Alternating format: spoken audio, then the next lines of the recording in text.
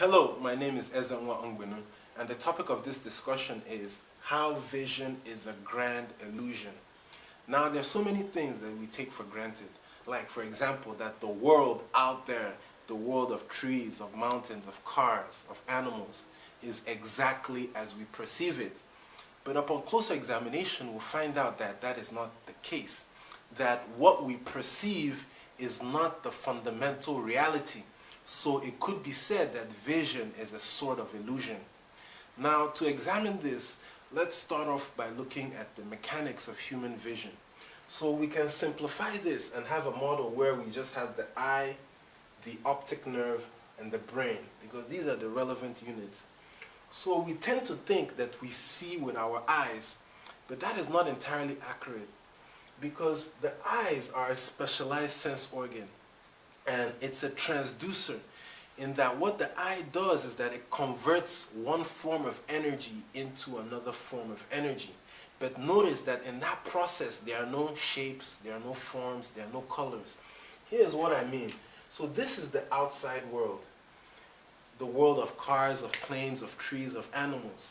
And that outside world is fundamentally an energy field, because even matter is just a state of energy. Now, in this energy field,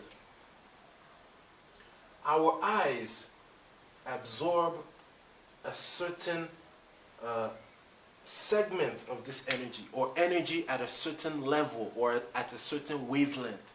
So our eyes absorb visible light. So that's roughly energy with a wavelength of 400 nanometers to 700 nanometers, give or take. And what we need to really understand is that this energy is just a very, very, very narrow band of what is actually out there. So what we perceive is not all that is out there, just an impoverished, very narrow band of what is actually out there. So that energy enters the eye, then the eye with its various structures, like for example, like the iris that controls the amount of light that gets in, that passes through the pupil, and that light is now it passes through the lens where its angle is also altered, and then it passes through a liquid medium that is within the eye, which also conditions the light.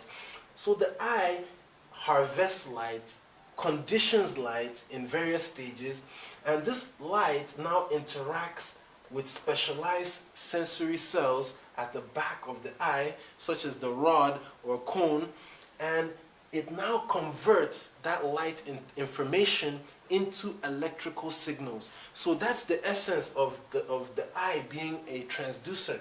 It converts visible light into electrical signals that are now conducted down the optic nerve.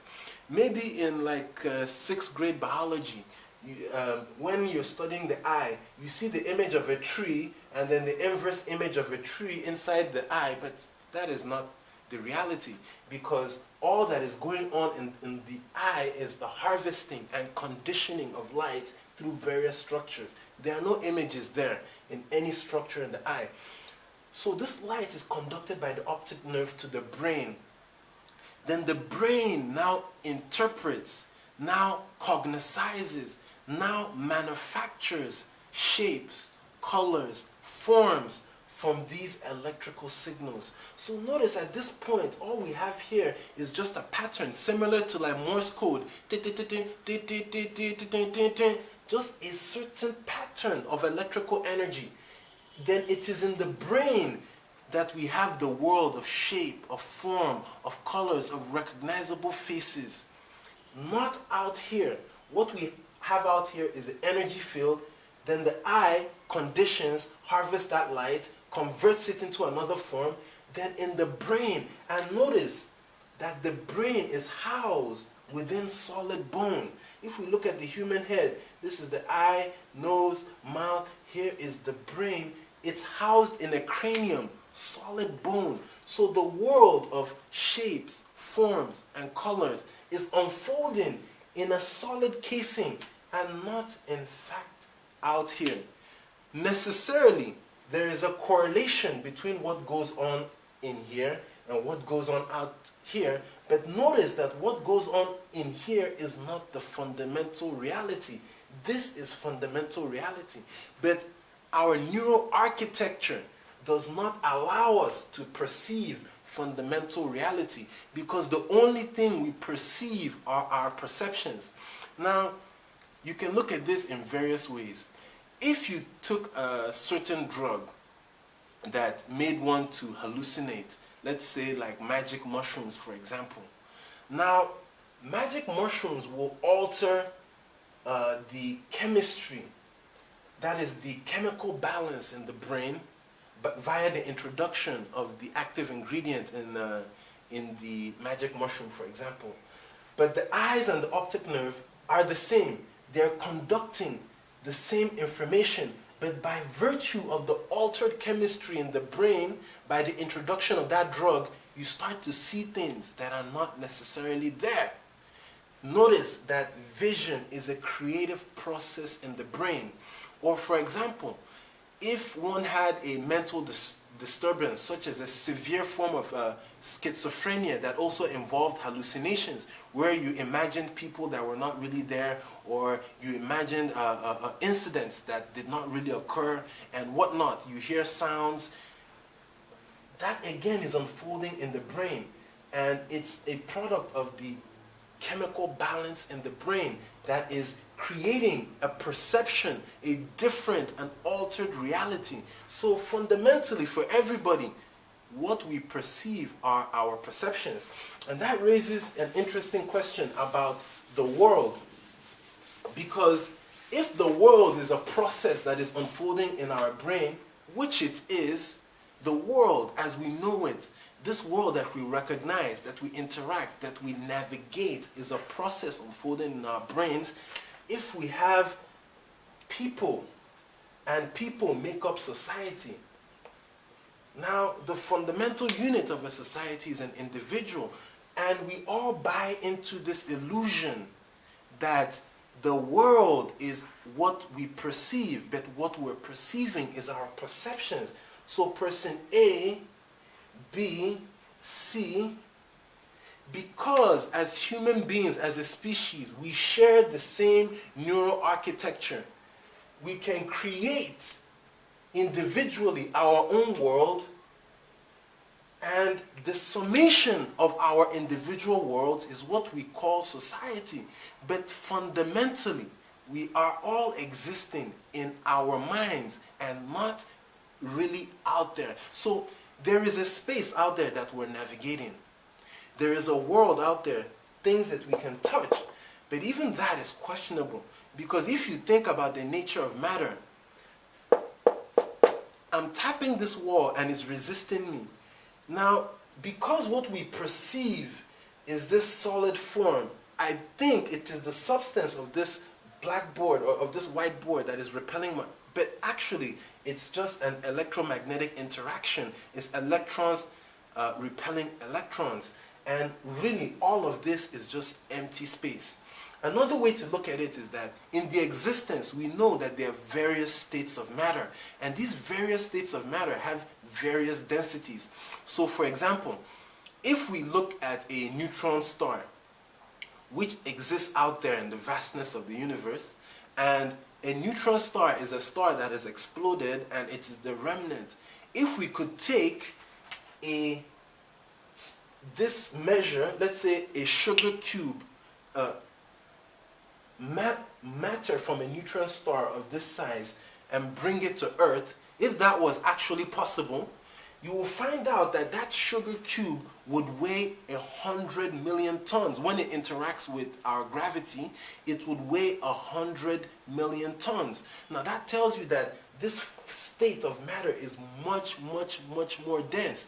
And this form of matter cannot rest on the planet. It will just drill right through. So if this is the Earth, where there is a gravitational field that's pulling everything into the center, it will just automatically cut through everything like a hot knife through butter, literally. And that is still matter that we can perceive and understand and cognize. So really, in many ways, our interaction with solidity, with a steel beam, with a concrete, it's really emptiness interacting with emptiness. And because it's a similar state of matter, it now appears as it's truly solid. But there are other states of matter that really beg the question of what is solid and what is actually just empty space. So solidity, to an extent, is a sort of illusion. So, with that being said, we tend to think of vision as requiring eyes. So again, we have the eyes, and we have the optic nerve, and then we have the brain. But I want to make a certain observation concerning vision, in that you can have vision where there are no eyes. And we see this in other life forms. Because for vision, what you need is a pattern of electrical signals and then a neural architecture that can interpret and cognize that pattern of electrical signals into shapes, forms. So for example, you have dolphins that emit sound, and that sound bounces back to the dolphin, and then the dolphin has a sense organ, has a transducer that converts that reflected sound into a pattern of electrical signals, and the dolphin is equipped with the neural architecture to convert that particular type of electrical signals, that particular patterning, into shapes, and forms. So dolphins see sound. Similarly with bats, they see sound. And you can see other forms of energy. Like for example, you have like hammerhead sharks that have specialized cells that line their head. So this is a hammerhead shark with the eyes here and the eyes here. Then they have specialized cells here that are able to transduce electromagnetic fields into a pattern of electrical signals that its brain can cognize into shapes and forms. So the hammerhead shark can see below the sand. So that tells you something about solidity and the illusion of solidity, because in the world of the hammerhead shark, there is the sand that covers the seafloor, but it can see through it and see organisms moving about underneath that sand, and that's how it targets its prey. It uses this ability to see electromagnetic fields. So if we could see other forms of energy, not just this very narrow band of visible light, then we human beings would have a totally different form. So for example, if we could see light of a lower intensity, because we emit what they call biophotons, which is visible light, but it's of a very low intensity, so we cannot perceive it. But if we could perceive light of that intensity, then human beings would just be a ball of light, because really we are a glow. Or if we could see the infrared wavelength of energy, then we would not have this discrete form, because the infrared energy that we emit extends beyond just the skin into space. So we would have a more ghost-like form. Or if we could see lower forms of energy like radio waves, then we would really not have a discrete form, and we would be a totally different entity. So what we perceive is what our toolkit allows us to perceive. What we perceive is a little snapshot of the fundamental reality. So the illusion is not so much that what we see is not there. There is that there-ness. There's the outside world that is there, but we perceive such a small fraction of the outside world that what we perceive is by no means the full story. And the unfortunate thing is that we assume that what we perceive is that full story. So, are there any practical applications for this understanding? Well, for one, I think it really begs humility in the various sciences. But before I go into that, let's consider the following instance. The Earth itself is a dynamo. That is, it's like a huge electricity generator, and it emits a very powerful electromagnetic field called the magnetosphere that stretches far out into the atmosphere. And that magnetosphere is essential for life. But on a more practical level, Human beings that walk on top of the earth, especially when we walk up on top of the soil or grass barefoot, we are in contact with that dynamo. And we are designed to be in direct contact with that dynamo because those electromagnetic fields that we cannot see interact with our physiology, and they impact our physiology in a very beneficial way. So because our vision is limited to visible light, we cannot see the physiological benefits of walking barefoot. Here's what I mean. So when we walk barefoot, we are in contact with the dynamo, that is the earth, and we absorb a steady stream of electrons. And these electrons interact in our body as antioxidants. Now we tend to think of antioxidants from fruits and vegetables. That is accurate, but we have a free source of electrons, a free source, an unlimited source of antioxidants from the earth itself. So if we walked barefoot more often, we would quench this oxidative stress, this abundance of oxidants in our body. And what we learn is that a lot of chronic conditions, from hypertension to type 2 diabetes to cancer to liver disease, they all have oxidative stress as one of the core drivers. Now, disease is extremely complex. It has many factors that contribute, but one of those factors are oxidative stress.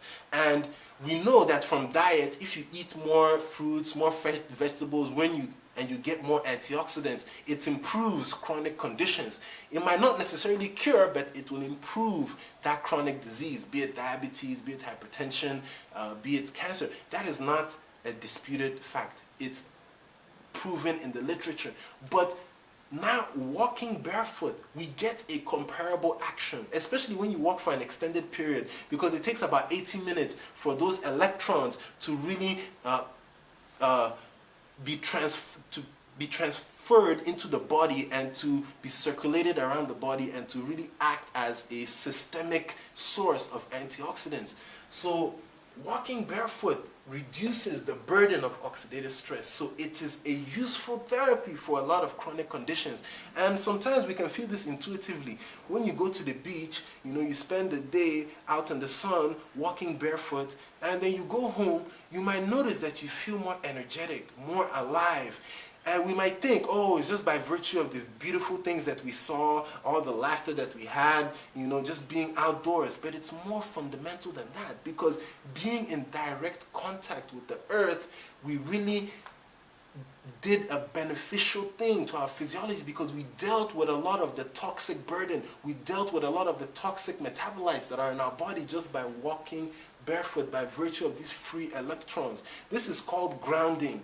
And grounding is really beneficial to the human body. And these are just some of the things that we cannot perceive by virtue of the limited nature of our vision. Now, to go in another direction, when we consider the human form and the human life, we only think of flesh and blood because that is what we can see.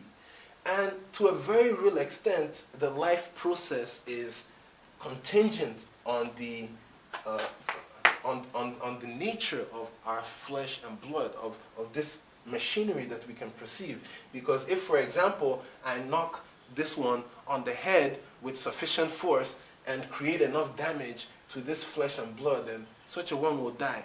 But because what we perceive is so little, and we understand that there are other forms of matter, other forms of energy that pervade the universe. So for example, what is comprehensible to science, what they call visible matter, is only 4% of what is purportedly out there. There is a 96% that they categorize as dark energy and dark matter. But the unfortunate thing that we do in sciences is that we relegate these understandings to the theoretical physicists, and we don't meditate upon the implications in biology and the life process. So for example, the human body, what we understand is only really a very small of the true story of what life involves and what the life process truly is. Because this dark energy and dark matter is not only in outer space, it is right here, immediate, in front of you and within you and around you. It envelops you, and it is a core aspect of how the human machine operates. So if, for example, we could perceive other forms of energy that are interlaced in this human body, then we could understand that when we die, we put off this physical body, but perhaps there are other forms of energy that endure. Because if one thing that we do understand about energy is that it never really dies. Because, for example, the starlight that we see from certain stars are from billions of years ago, billions and billions of years ago. And that form of energy, it still endures. It's just that it gets possibly dissipated or diffracted and whatnot. But the energy is neither destroyed, it endures. So perhaps there are other forms of energy that endure in the human body afterwards, but that is purely speculative. But what I would like us to take from this talk is, one, there is a need for humility in the sciences. Because, for example, you have physicists who talk about a grand unified theory where they will unite Einstein's theory of relativity with the operations of quantum mechanics and explain the fundamental reality. But this whole theory of everything only relates to visible matter. So this is a grand theory of 4% of what is actually out there. So it is a nonsensical assertion if you think about it critically, because we do not know, and we have to embrace that sense of unknowingness. Or, for example, in the medical sciences, there is this whole conception of the human body and how to operate with it. That is, you only manipulate certain molecular pathways with synthetic drugs. That is, your pharmaceuticals and whatnot. But we don't consider the regenerative principles that are key, that are critical, that keep each and every one of us alive. Because if you buy into the notion of regeneration, then you find out that there is no chronic condition that is in fact incurable. Because what you have to do is not so much manipulate any molecular pathway with drugs, but you simply have to rebuild your body. Rebuild your body through adequate nutrition, and that so-called chronic condition will not be there anymore. So, I hope you found this talk useful. Thank you so much for your time.